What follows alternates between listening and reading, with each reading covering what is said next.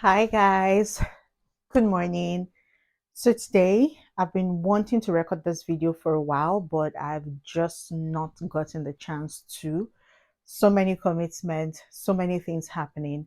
But I have a bunch of my clothes here that I want to reassess and then maybe give some out or just rearrange them. I've lost a whole lot of weight. Um, in the last couple of months, about 10 kilos, or a little bit more, but it's really not about the weight on the scale.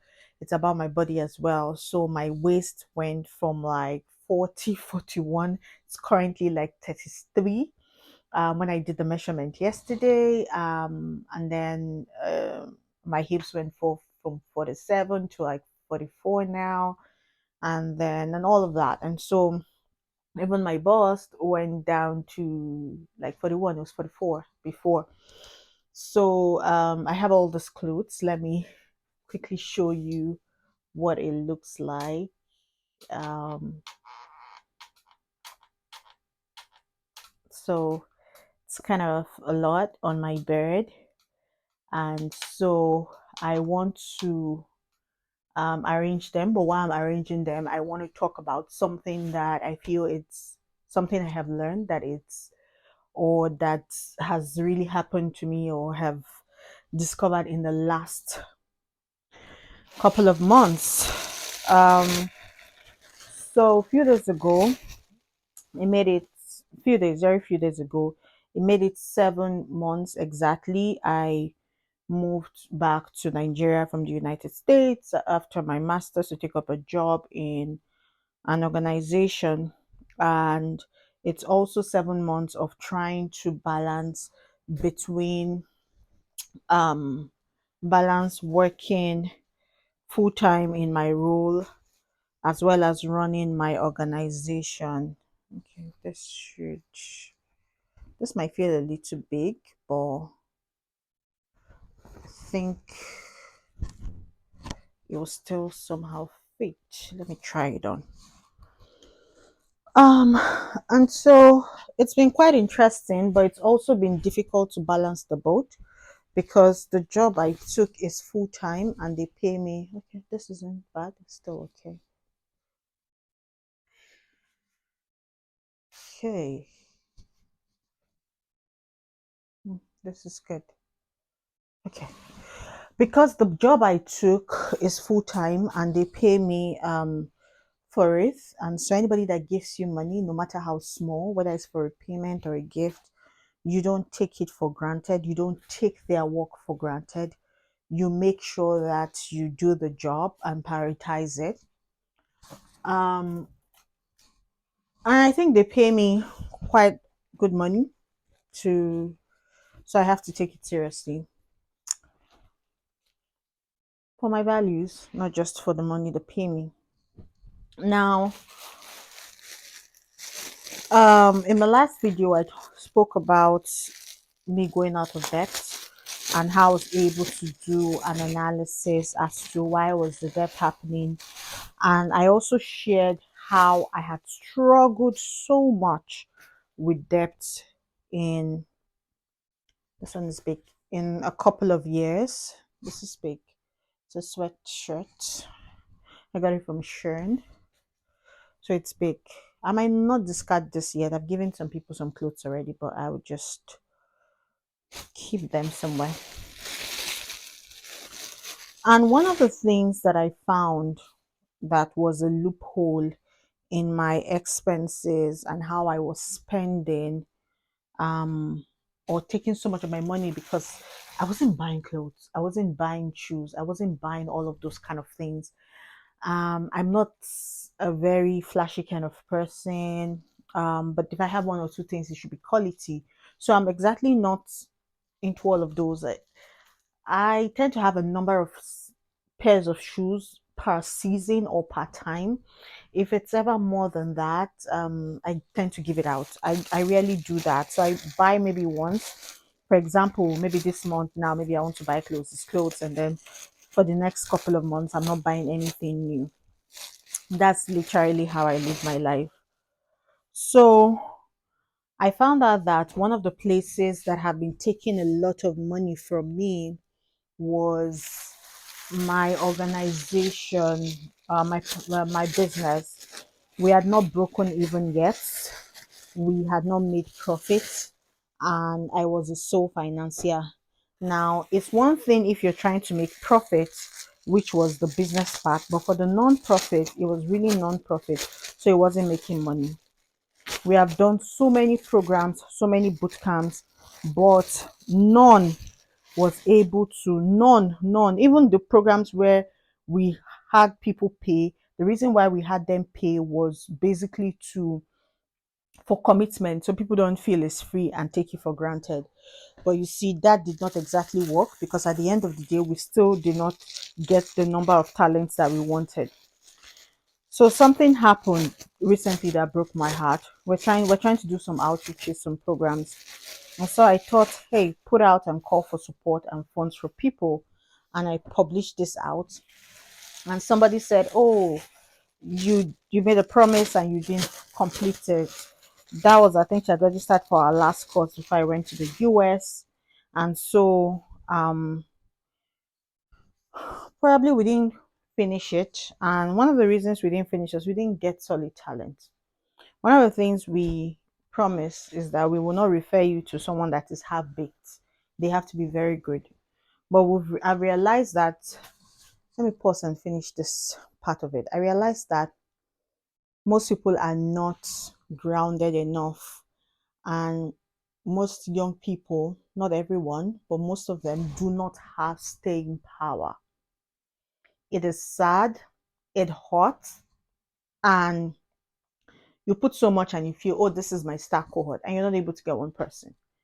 Most people are literally looking for quick money, something that'll pay them quick, or they have bills to pay, which I absolutely understand.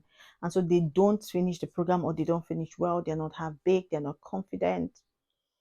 And so you've put in all those resources. By the way, creating courses or doing programs is not cheap. It's not cheap, whether you put in the money or not. I was putting the money, I was putting in the time creating the lessons. Even when you got other people to create lessons, their courses were copyrighted, so they were paid for it.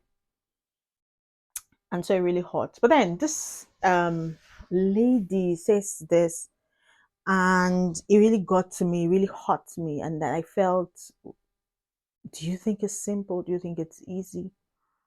Um, and it made me begin to question what I was doing and why I was doing it. And for me, it all reeked of entitlement on people's part. But something struck me. Did they ask you to save the world?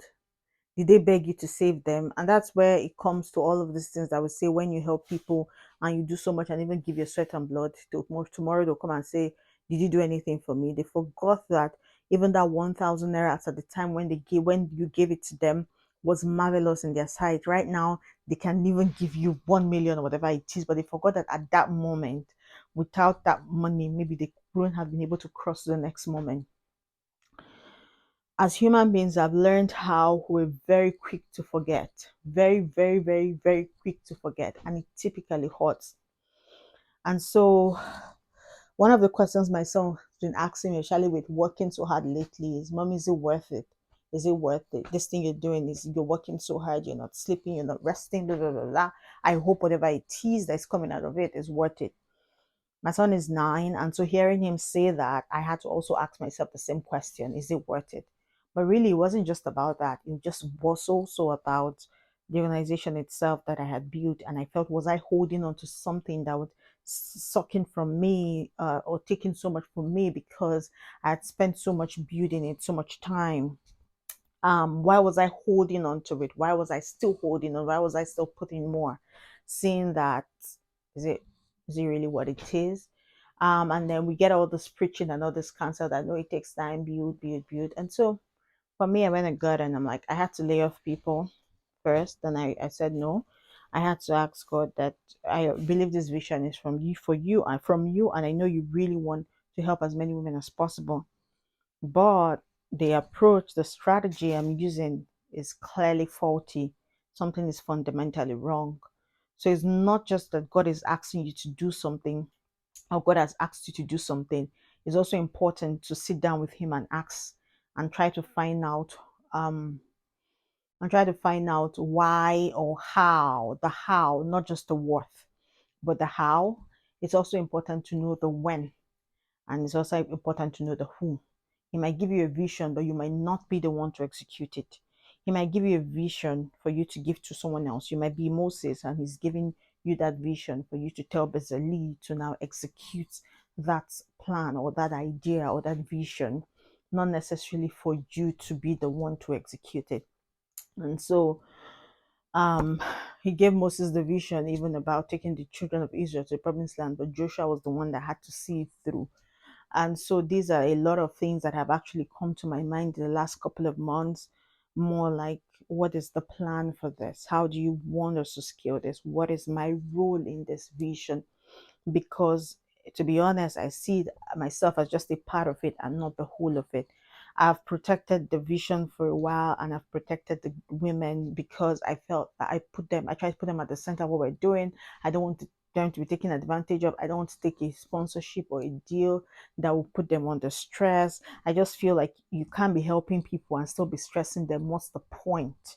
Right? If you're helping people, let them know that you're helping them and help them fully. But then when you're helping people and then they're under stress, they're under pressure, then what's the point? Right? And so that's how I really felt. But looking at it now, I'm just like, I don't know. I don't know. Sorry guys, this video is just a rant video. It's not I'm not doing the video because I have all the answers, but just to share. I remember someone asking me, how do you do all this program? How do you fund it? How do you fund it? Even the platforms we use is not cheap. Um, as my son grows, it's making me realize, oh, you have to be more prudent, you have to plan, you have to this. And I'm also learning, hey, I have to put myself first, you know. I have to put myself first. You can't pour from an empty cup. Um, with passion, if you're not careful, you can be so swallowed up in it. You can be so consumed by it that you lose sight of every other thing. Okay, this should be my size. Okay, that you lose sight of every other thing. And so the last couple of moments has been defining for me. What I did was pause. Pause. That was the first thing I did. I paused. I just stopped everything. I grounded it to halt. Like, everybody, hold on, hold on, hold on. Assistant, program assistant, just pause, hold on first. I'd done it before when I wanted to do when I was trying to repay debts, and I've gone over the debt, and so I hired people again. But it was dragging me from all sides. Now it wasn't just financially; it was mentally, physically, and then the part we don't really talk about, people that are just there for the money, right? So you hire them, and they just don't care, or they're not intentional on how to contribute. Just give me the money. Just pay me. Let me do the barest minimum. I did what you asked me to do now. How about what you were not asked to do? Being an entrepreneur over years and paying people money, especially when you're paying from your pocket, when you become an employee, it becomes different. You see life very differently. You treat things differently because you know how hard it is to earn. I realize when I started working as an employee full time. I've worked with people, consultants, part time, all of those things. But now full time, I remember when they pay me, I'm trying to be sure that I earned it, right? I earned it. And so when I'm sitting and there's no tax, I'm like, what's going on? What do you need us to do? What's the next thing to do? What's the next thing to do? What do you want us to do? And what do you need me to do? How do you want me to help? Because it's not easy to run anything, not a family, not a business, nothing. And so I feel whoever is giving you anything, whether it's a salary, whether you work anywhere, even though it's just transient, even though you're not going to be there forever, just out of good heart or just as a good person, care. Show that you care no matter how little. Show that you care. It's hard already out there. Anyway, maybe later we'll talk more about my decision, which I haven't made yet, by the way, but I will. But for now, I'm still learning. So I still have so many clothes here. Forget that they're all wrapped. You're hearing the wrapped nylons. They're from the laundry. And so when they bring them, I just stack them in the wardrobe instead of taking them out of the nylons and putting them together. And I just take out the one I want to wear for that week or for that day. So that was the nylons. But now, seeing a lot that, yeah, won't be my size anymore. And I don't know, is it a thing when you lose weight, you feel shorter? Or I don't know, when the clothes feels longer, or maybe because the hips are reduced, or I don't know, but it feels more saggy and feels longer, and than it used to be. Um, I don't want this video long. I'll just ranting. Yeah, I don't know if I even made sense, but I'm gonna post it like that. Yeah, I will. No filter. I'm gonna post it like that. Bye, guys.